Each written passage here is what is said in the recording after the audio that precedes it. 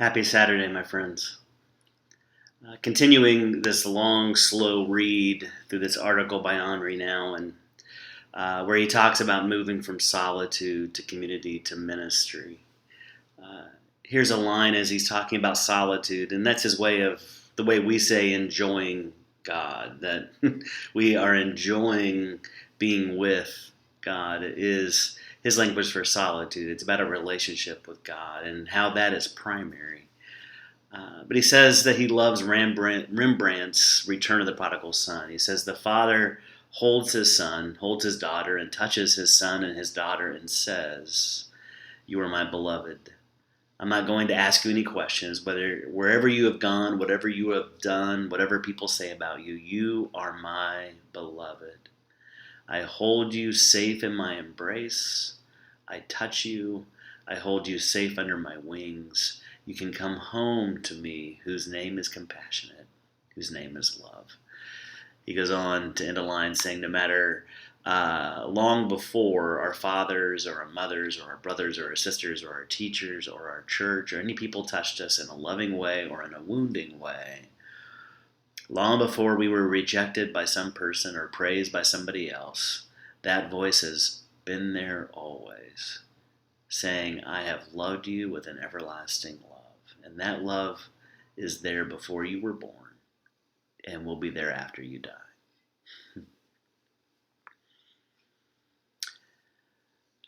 All the good that we want to do, all the enjoying God together for the good of the world, all of that begins and ends in the presence of a God whose name is compassionate. Let's pray through Colossians 3 today.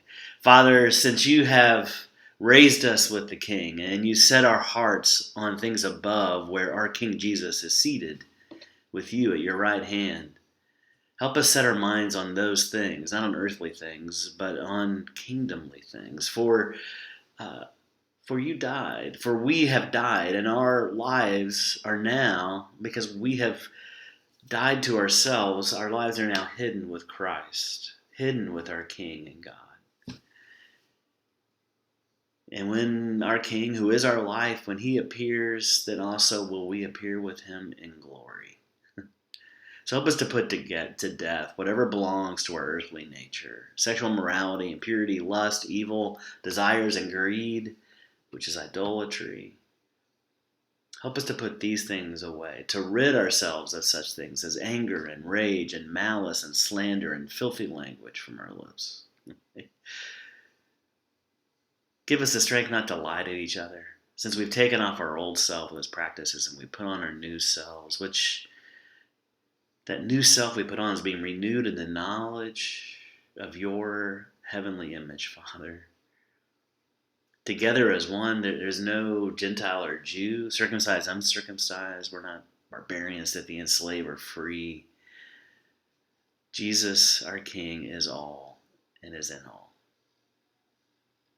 God, you have made us right now in this moment your chosen people, holy and dearly loved. So we clothe ourselves now with things like compassion and kindness, humility and patience, bearing with each other and forgiving one another. If we have any grievance against someone, forgiving, Father, as you forgave us. And over all these virtues, the thing we put on now is love. That love which binds all things together.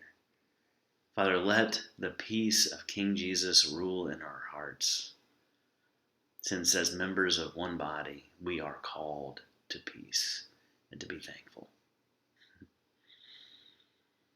God will let the message of the King dwell among us richly as we teach and admonish one another with all the wisdom through psalms and hymns and songs in the Spirit, singing, praising, singing to you, Father, with gratitude in our hearts. And whatever we do today and every day, whether it's in word or deed, we commit to doing it in the name of our King Jesus, our Master and Lord.